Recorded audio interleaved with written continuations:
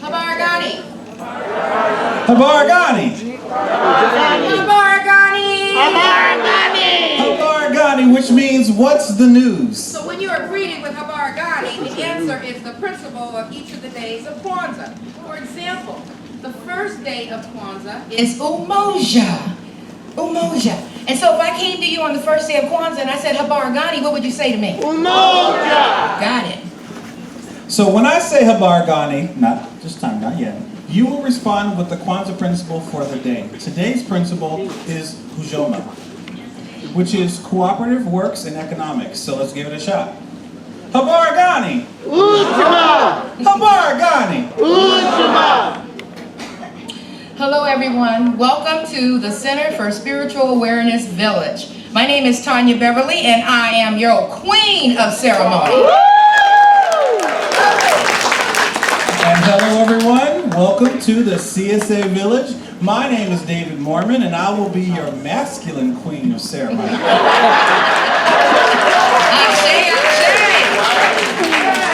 So we welcome you to the center, the CSA Village. We have created an amazing space for you today, and we are going to celebrate.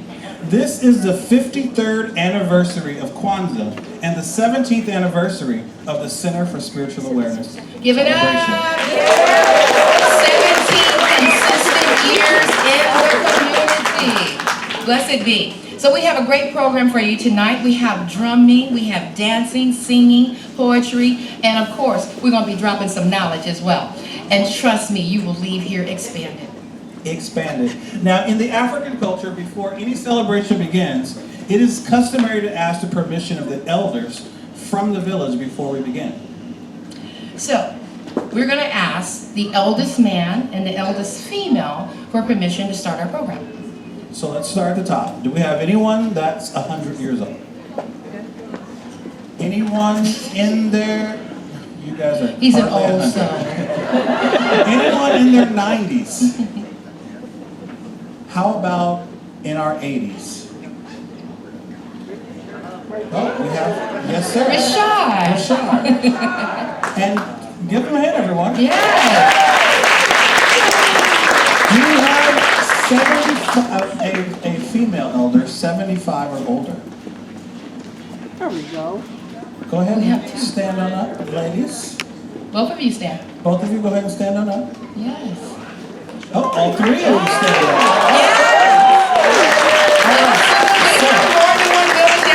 Absolutely. Today, these are our village elders. Please acknowledge them. And remember, when we release to eat, they eat first. Please speak your name into the room. Speak your name into the room. Gretchen Young. Doris Brown. Doris Brown. Kate Richardson. Christensen. Virginia Henry. And Rashad Turner. Welcome, welcome. And also remember, these are our village elders, but also they eat first, okay? Remember that.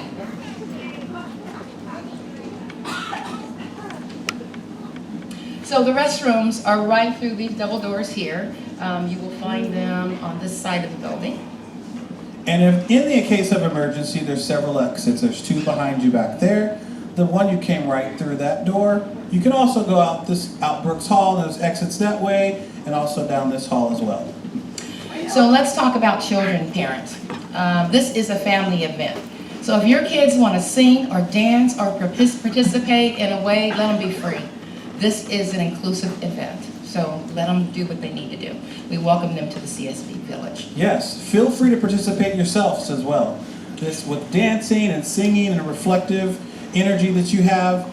Be a child for the day, and let's all celebrate. How about that? So the greetings for Kwanzaa are in Swahili. Swahili is a non-tribal Pan-African language widely spoken in Africa. The language is chosen to reflect on Africa and African culture, rather than to a specific ethnic or national group or culture. So the greetings are to reinforce awareness and commitment to the 7 principles, or they're known as the Nguzo Saba. The word ashe is used after the calling of the ancestors. Ashe is a Yoruba word from Nigeria and means the power to make things happen and produce change, agreement, and so it is.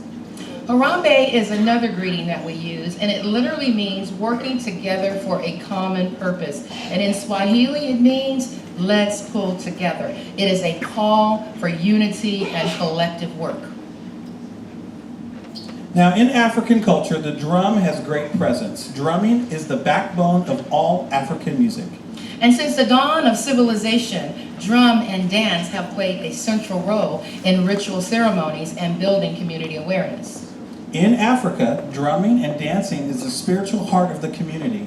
Rhythm and dance awaken the soul and promote a deep bond between us and all beings. So the drummers are here today not merely for entertainment, they are here by design. They are the foundation that this celebration stands on. And I'm feeling fully supported. So where are our drummers? You're in the back. Some are here, some in the back. Nonetheless, let's give it up for our drummers, everybody.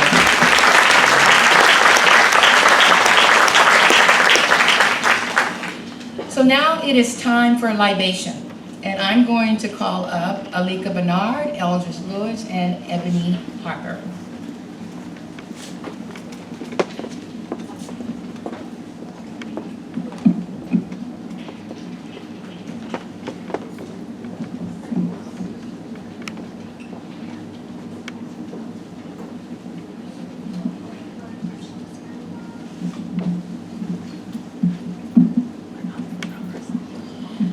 Libation is a form of prayer.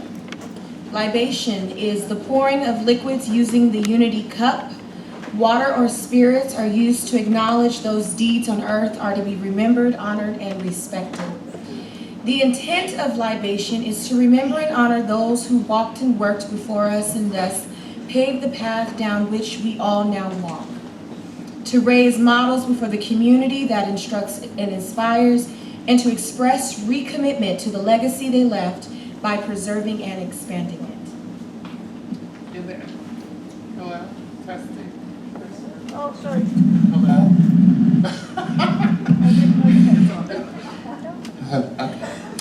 In the African community, it is tradition to pour libation in remembrance of the ancestors on all special occasions. Kwanzaa is such an occasion. It provides us an opportunity to reflect on our African past and American present. Water is suggested as it holds the essence of life. Water is placed in a communal cup or unity cup and poured into a living plant. It should then be passed among family members and guests who may either sip from the cup or make the sipping gesture, or in community gathers can be poured into a plant or provide individual containers.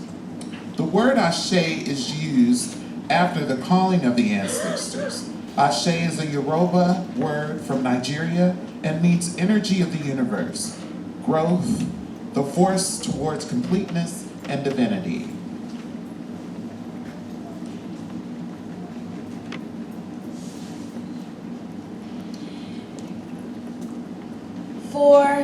And now I will give a verbal statement in praise of the ancestors. For the motherland, cradle of civilization. For the ancestors in their indomitable spirit. For the elders from whom we can learn much. For our youth who represent the promise for tomorrow. For our people, the original people. For our struggle and in remembrance of those who have struggled on our behalves. For Umoja, the principle of unity, which should guide us in all that we do. For the Creator who provides all things, great and small. Ashe. In pouring libation, we recognize all those who have gone before us and upon whose shoulders we stand.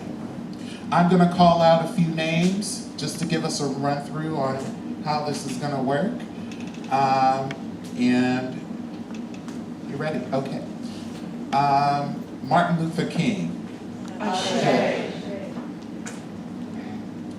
Marsha P. Johnson. Ashe. China Gibson. Ashe. All right, so I want you to join in, and we're going to do this all in unison. You call out names of ancestors that you want to bring into the room. Ready? Jonathan Bernard. Well, we're going to do this in unison. So you. 1, 2, 3.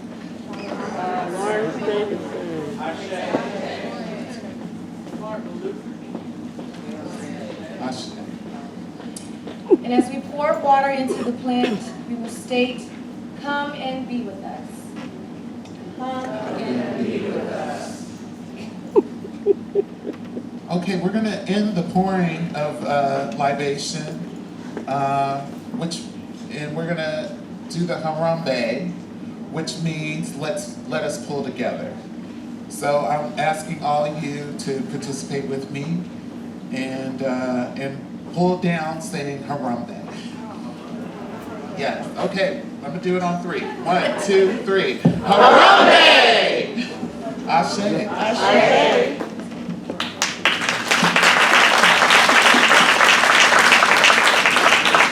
Ashe, ashe, ashe. Now the room is full. We don't travel alone. And so Kwanzaa is a time to remember and reflect on the journey. How did you get here? And so we pour libation to remember. So the next thing that we're going to do, it is time to sing Lift Every Voice and Sing.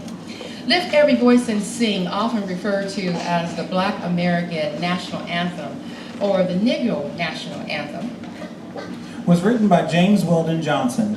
The song was originally written as a poem by James Weldon Johnson in 1899 and set to music by his brother, John Rosamond Johnson, in the 1900s. Lift Every Voice and Sing was publicly performed for a celebration of Abraham Lincoln's birthday on February 12, 1900. The song was sang by 500 school children at the segregated Stanton School. James Weldon Johnson was the principal. In 1919, the National Association for the Advancement of Colored People, NAACP, dubbed it the Negro National Anthem for its power in voicing the cry of the liberation and affirmation of African American people everywhere. So the words will show on the screen up here, and we will sing it together, and David will help us in the song. Please stand.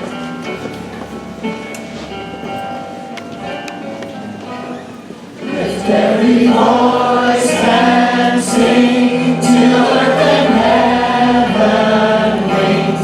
Ring with the harmonies of liberty. Let our rejoicing rise high as the listening skies. Let it resound loud as the rolling sea. Sing a song full of the faith that the dark past has taught us. Sing a song full of the hope that the present has brought us. Facing the rising sun, our new day begun. Let us march on till victory is won. Let us march on till victory is won. Ashe. So next we have our historical tribute, and I'm going to invite Gretchen Young to come up and share her perspective on Paul Robeson. Ooh, yeah.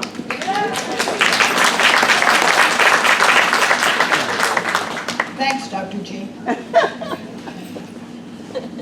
So, I've already admitted that I'm over 75, so I will now tell you that in 1951, at the age of 7, my mother took me to a church in South Central Los Angeles.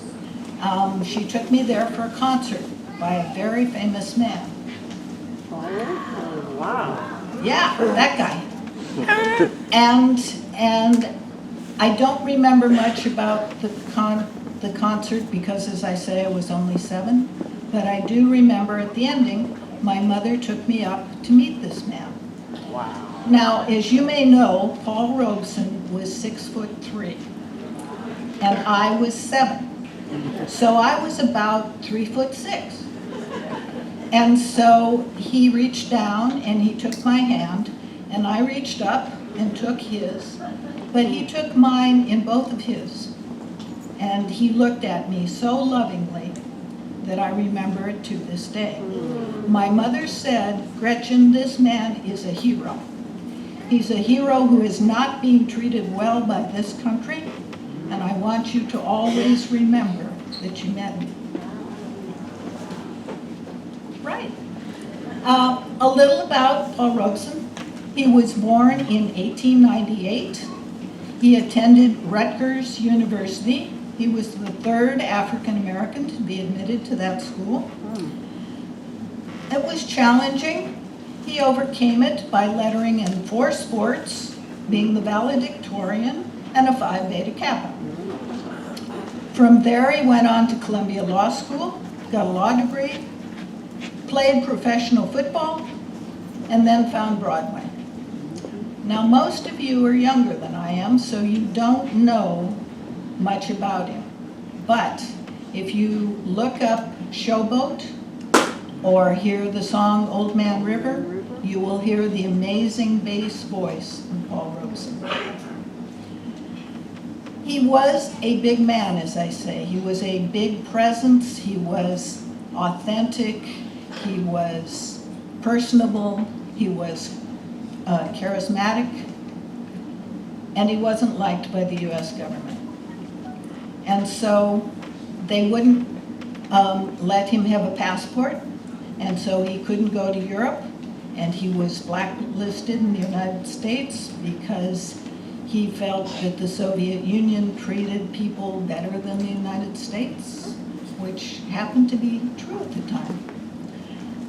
And so he ended up singing in small churches, and consequently, I was lucky enough to meet him. I dedicate this part of this program to a great man, Paul Robeson. Thank you. Gretchen Young, folks. Thank you, Gretchen.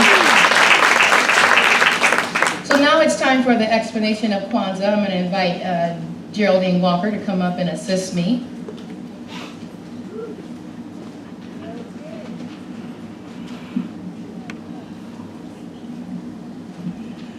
Good evening. What is Kwanzaa? Kwanzaa is an African American cultural celebration conceived and developed by Dr. Maulana Karenga in 1966, an African American scholar and activist. Dr. Karenga was discouraged by the civil rights struggles of the 1960s and dismayed by the 1965 Watts riots. Kwanzaa is based on the harvest celebrations of rural Africa, and its name is derived from the Kiswahili term Matunda ya Kwanzaa, which translates to first fruits. It was not born on this continent. It is indeed a fruit of Africa and her children. Dr. Karenga based the ceremonies of Kwanzaa around reacquainting African Americans with their cultural heritage and uniting them in a spirit of family and community. Kwanzaa is a time of reflection, celebration, commitment, and hope. Kwanzaa is a 7-day celebration of family, community, and culture, celebrated from December 26th through January 1st. Each day focuses on the 7 principles of Kwanzaa.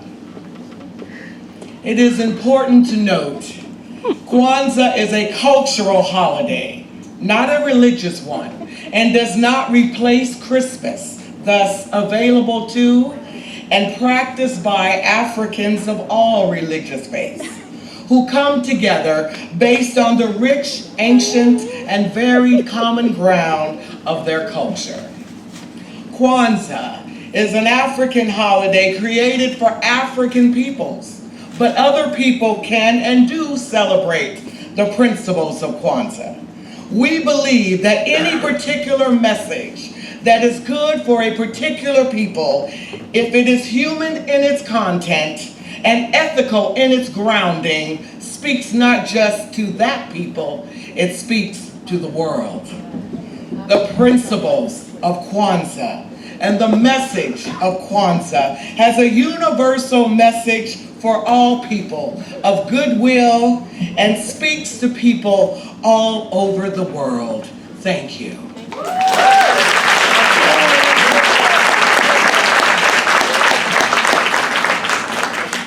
So some of the important characteristics of the celebration that Dr. Maulana Karenga took away when he went to Africa was the ingathering. He said the people gathered together to celebrate their crops and their harvests. And it's the fruits of your labor. And so we don't do that here in the United States so much anymore, but it's the fruit of your labor. What have you been putting your energy into all year? The reverence. The people would give thanks to their Creator for the beauty of creation, gratitude, and for the good harvest, because they know what it feels like not to have one, and a good life. It was commemoration. They would remember, celebrate, and honor the ancestors and seek the lessons that they could learn from their examples of human excellence. Recommitment. The people would recommit themselves to their community in an effort to bring about the best in cultural thought and practice. And of course, they celebrated. Celebration. The people celebrated everything, including their history, their culture, the Creator, and hope. It was a celebration of all things great and small. And so now we are going to build, right before your very eyes, a Kwanzaa table. We want to demystify. Folks think, building an altar, it has all these technicals. It's very basic. And we have the assistance of the Center for Spiritual Awareness Children that are in the back, and they are prepared. So Geraldine's going to assist me with this. To start to build the altar, and we'll start with the first item, and that is Mkeka. Mkeka is the mat. The mat is a symbol of history and tradition, representing the base or the foundation garment. Kwanzaa symbols are placed upon the Mkeka. Can you say Mkeka? Mkeka. Thank you, Kenny. The next thing that we have is the Kinara. The Kinara is similar to a traditional menorah. 7 candlesticks used in celebrating Kwanzaa, also known as the 7 branches. Kinara is generally made of wood, significant of the thick black forest. And on the Kinara, you will notice that there are 7 candles. The 7 candles represent the Nguzo Saba, the principles of Kwanzaa. Of the 7, 1 is black, 3 are red, and 3 are green. The black goes in the center, the 3 red on the left, and the 3 green on the right. And so with that is when you light these candles, is that when you light one, the next day you light the one from the previous day, and you light the one for that particular day. So Nguzo Saba are the candles. Can you say Nguzo Saba? Nguzo Saba. The 7 candles. The next thing that we have is the Kikobi Cha Umoja. This is the unity cup. This is what we use to pour libation. The unity cup symbolizes the foundation principle of the Nguzo Saba, Umoja, unity. And it's used again to bring in libation, to bring in the energy of our ancestors. And it is poured to represent the connection that we have with our ancestors. This is a gesture of honor, praise, and commitment to acknowledge the journey of our ancestors. The next thing we have is Mazail, also known as Babuzi, which is the crops. They represent the historical roots of Kwanzaa as a harvest of first fruits celebration. Mazayo represents the rewards and collective and productive labor. And most urban dwellers, and I said this and I'll say it again, do not harvest crops, fresh fruit or vegetables, but you're going to also harbor the energy of your labors throughout the year. The next thing we have as an important item is bimbuzi, or mahindi, ears of corn. The symbolism of having ears of corn, it represents our children. Even if the household has no children, at least one ear of corn is placed beside the kanara to represent the potential for children or the hope for children in the world. And so to note, Kwanzaa serves to reinforce the relationships between parents and children because it is with the children that our hope in the future rests. It is the parents who guide and instruct their children towards the principles and values which strengthen the family and aid in its progress. The next thing we have is zawadi. Zawadi are gifts. A book, a gift of knowledge, or heritage symbol, such as African art, handmade gifts, never store-bought. Dr. Karenga really wanted to emphasize the connection of your gifts, the connection with community, the connection with each other. And so don't go to the store and bring back a gift and say, here's your Kwanzaa gift. It's better for you to make something with your own hands or spend time with someone or share a story of history. Give them something that expands them. So that's what we call zawadi. Can you say zawadi? Zawadi. Okay. Next we have the bendera, the national flag. Red, black, and green. Yay! We got the flag! Black represents the African American people. Red represents the experience of our people. And green represents our youth, who are our future and hope for tomorrow. Like, I love her energy. She just like, came right minute. up here. I'm part of this. I'm going to do this. She's like, So we're going to bring the kids back up here. Please give them a round of applause. Thank you very much.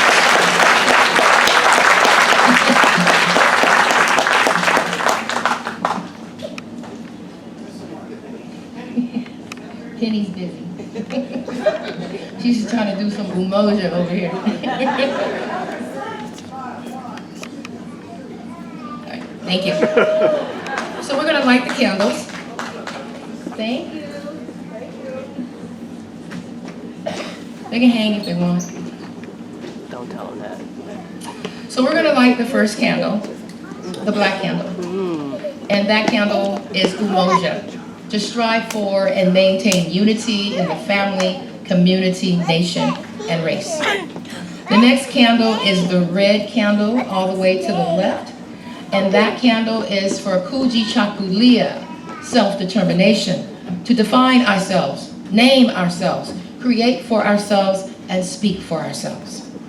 The far green candle is ujima, collective works and responsibility, to build and maintain our communities together and make our brothers and sisters' problems our problems and to solve them together.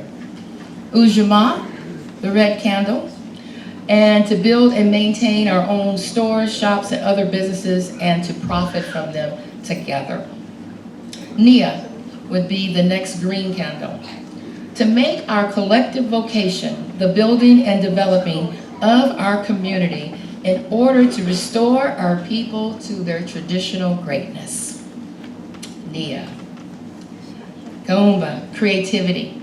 I know I get my kaumba thing going on, my creativity.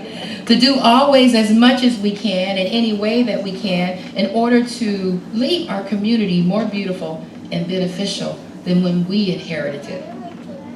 And the last candle that we'll light is a green candle. And the green candle is for Imani. Imani is in the house back there. I see her back there. Green candle on the right. To believe with all of our hearts in our people, our parents, our teachers, our leaders, and the righteousness and victory of our people. So I present to you the Nguzo Saba.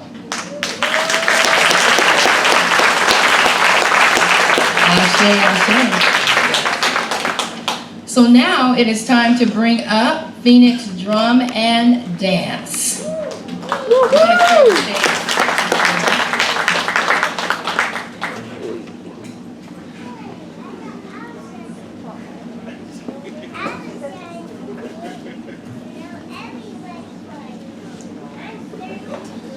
She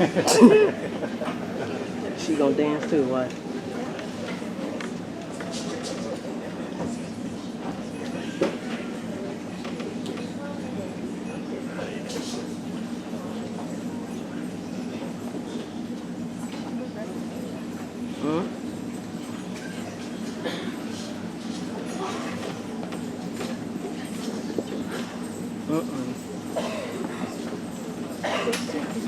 I'm trying to see if I should